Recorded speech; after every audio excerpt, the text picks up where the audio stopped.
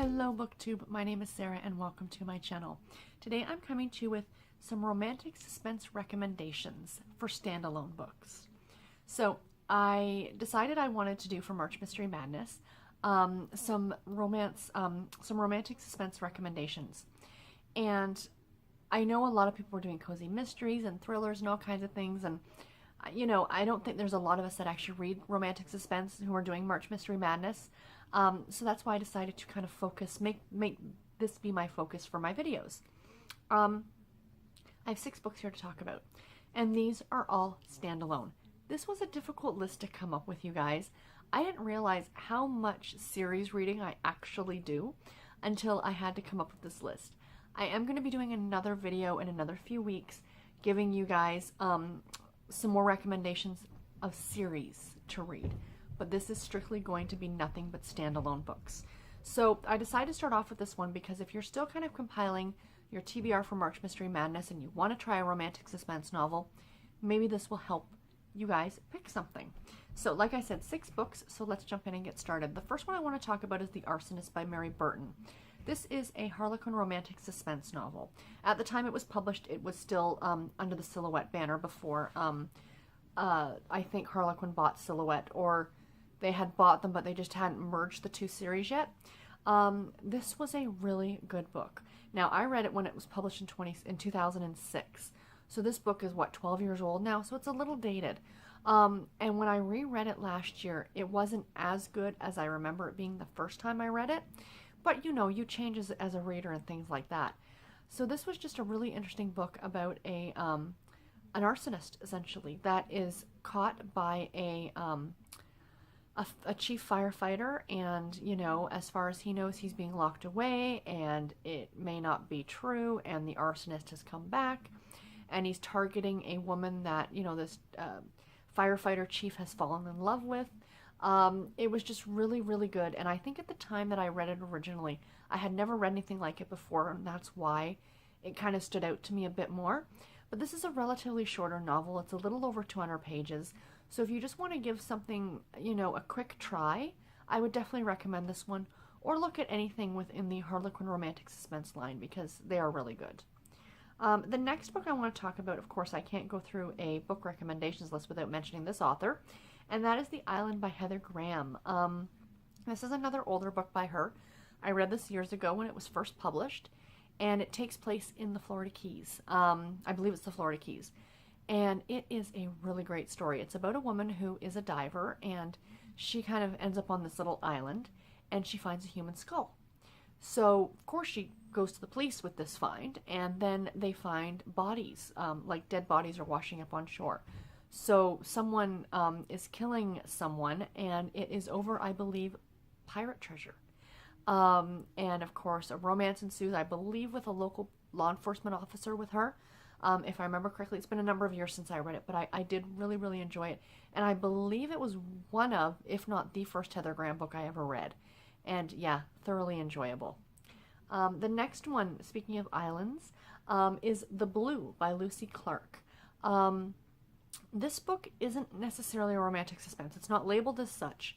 There is a romance in this book, but it is not a happily ever kind of romance. It's kind of actually a bad romance. This book was incredibly creepy. It's about a group of friends, and they are essentially sailing around the world in this yacht, and or that's their goal anyway. And the main character, whose name I cannot remember right now, I read this a number of years ago. I actually want to do a reread of it in the next, maybe even this year.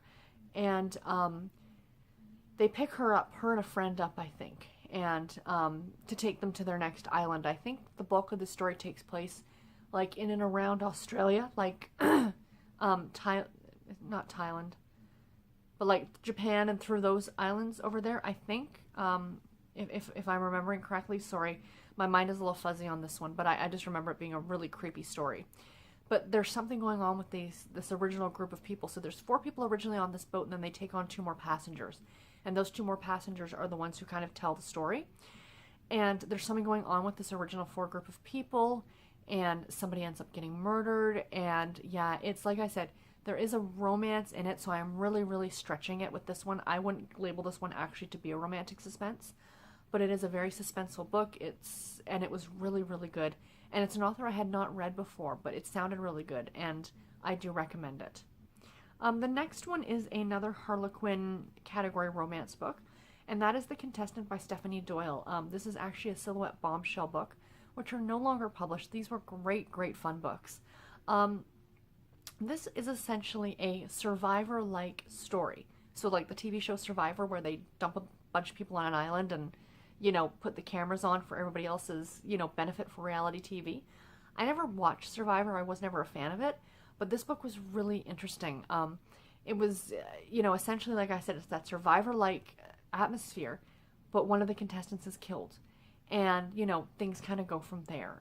It was really good, very well written, and highly enjoyable. Again, a shorter book, so it'd be a nice quick one to get through. And of course there is a romance in there. This one is considered to be a romantic suspense, so if you're interested, check this one out.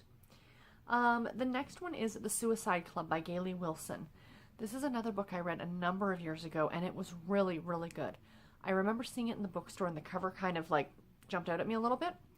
And it's about a woman who teaches at a very prestigious school full of very smart students. And someone has been setting churches on fire, and this woman's students are being like blamed for these crimes.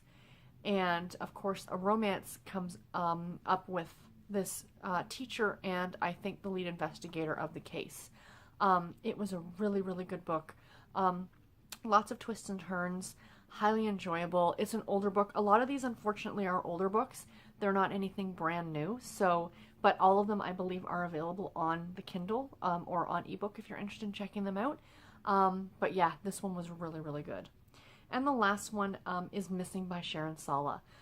This was a really great book I read a number of years ago, and it's about a man who comes back from the war suffering from PTSD. And of course, unfortunately, when he gets, or before he comes home, he finds out that his wife and son had been killed. And he kind of just doesn't know what to do with himself. So he starts walking and just starts walking through I think it's West Virginia, through the mountains of West Virginia. And he comes across a very secluded cabin. And this woman named Allie lives in this cabin with her ailing father, and she's looking after him. And, you know, he decides to stick around and try and help her, and of course a romance comes from there. But then they find that there's this madman stalking kind of like this area in West Virginia in the mountains. And there's essentially a killer on the loose. And yeah, it's really, really creepy. It was really good, and I absolutely recommend it.